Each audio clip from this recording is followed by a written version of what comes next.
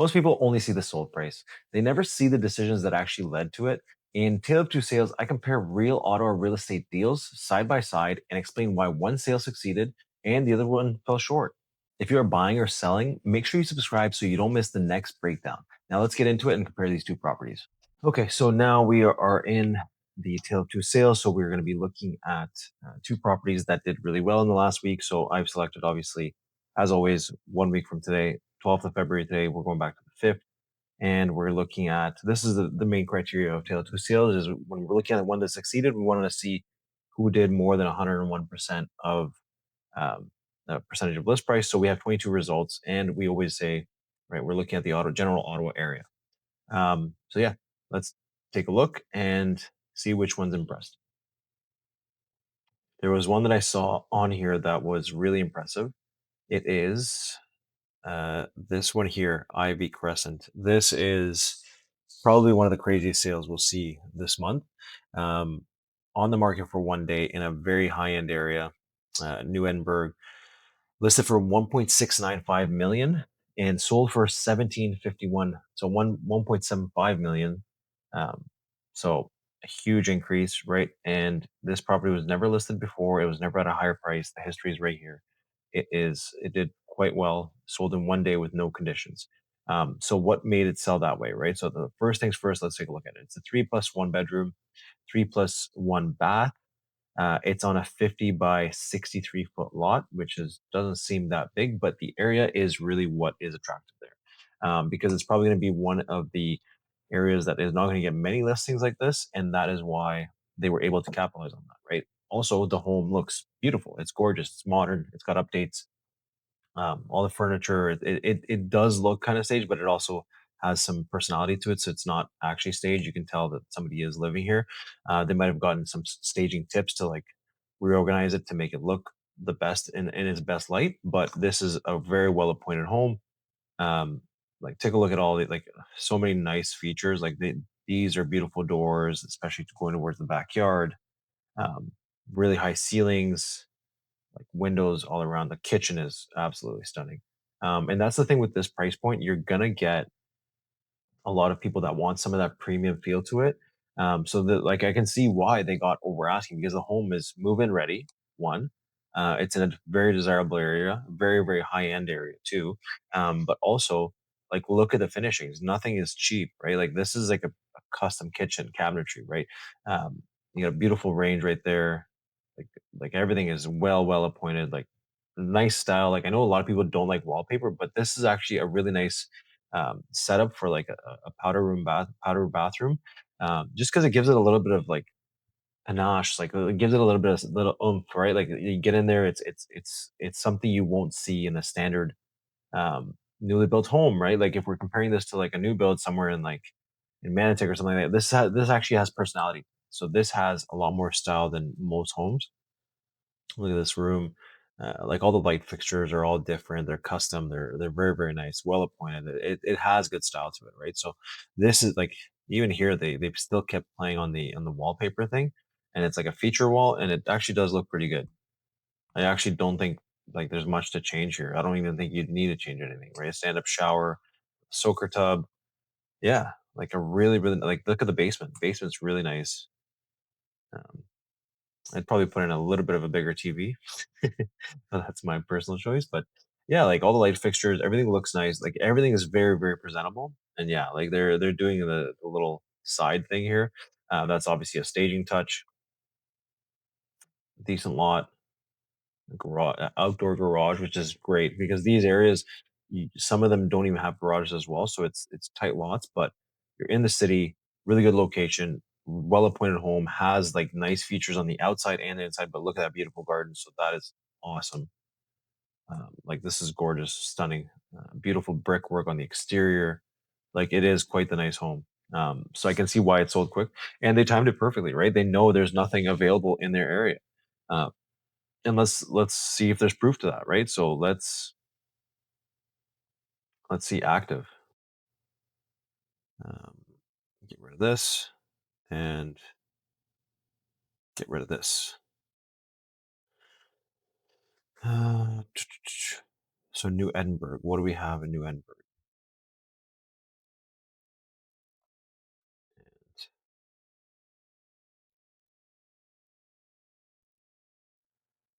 detached, sorry. Detached, of course.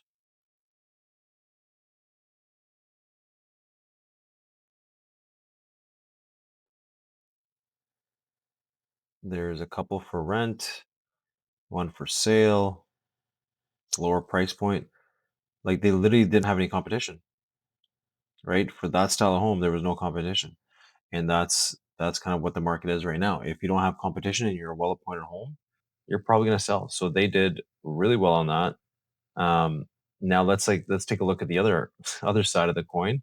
There is a few of them here that all sold in the last week. So we had in the last week we had 192 sales. But let's take a look at what sold under 97%. Let's go 95. There's too many matches. I don't want to go through stuff that has too many matches. Let's go 94, 93. Okay, 16, 16 matches. And what happened here? So vacant land. I think we can kind of skim through that. Actually, this one here popped off to me. Um, it's been on the market for 154 days, right? Um, it was originally sold in 2020 for what did they sell in 2020? For 901.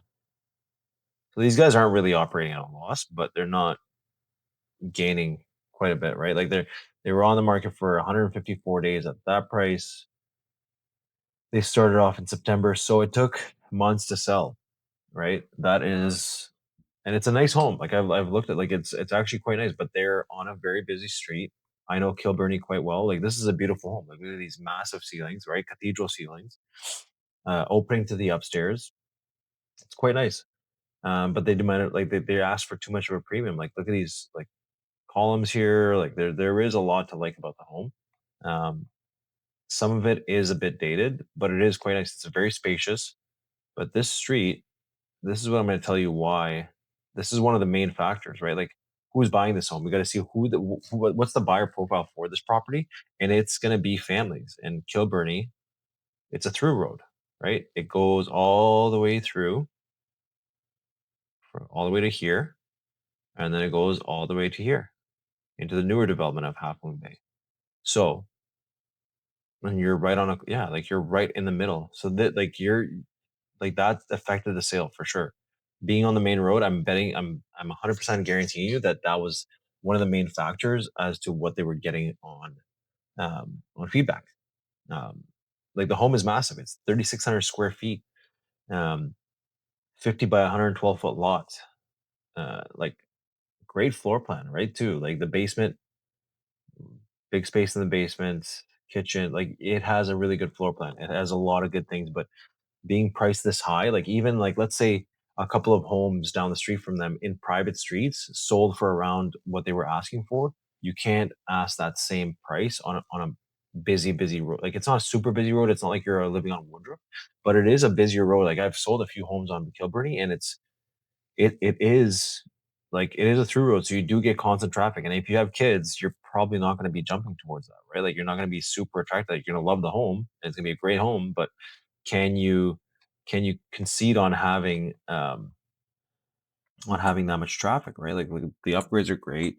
I mean, it's got no paint, so it's got no personality. Like it's very clean, basic. But like I would love to have some personality to some of this, but this just looks like that's the only room that has paint on it, and it's just one wall.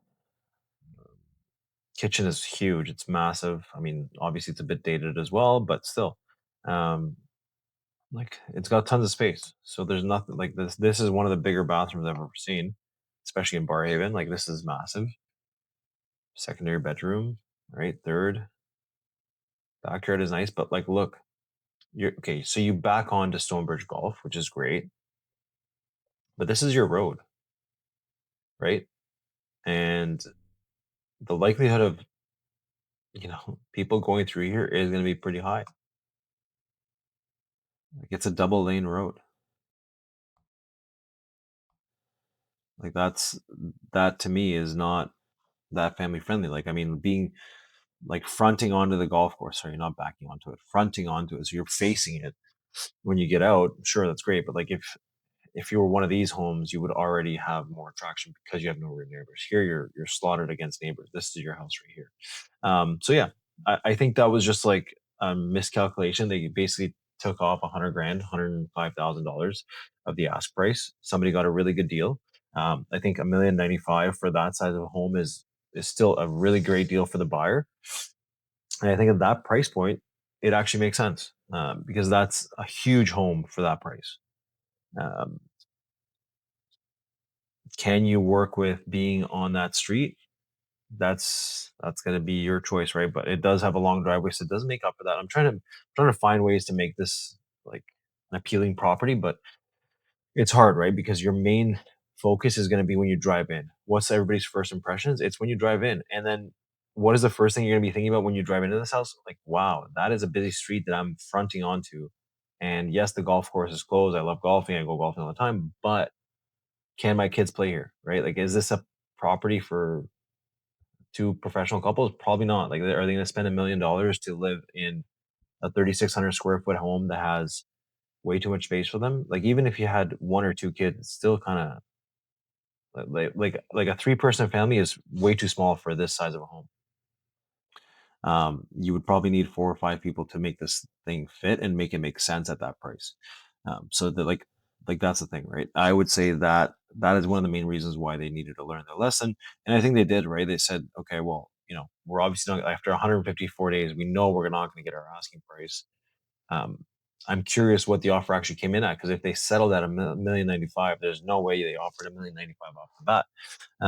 So was it 1,050,000? Was it a million straight? And they said, give us your best and final. And they probably met in the middle and they said, take it or leave it. Um, Again, I'm just speculating, but still, like the home does have a lot of benefits. I mean, 3,600 square feet, full basement, unfinished. So it has probably another, what, 1,000 square feet in the basement. So you're basically in a 4,500 square foot home, 4,600 square foot home, which is massive. And like I said, it is good bang for your buck if you're a buyer because you're getting a massive home for this price.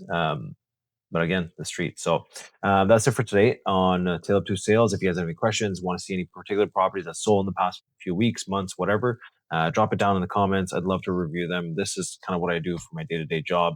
Um, I'm a realtor, but I love reviewing properties. This is how I get to know the market better and show it to you guys so you guys can understand the market a little bit more. If you have any questions, drop them below. If not, subscribe, and I'll see you on the next one. Let's see you next week.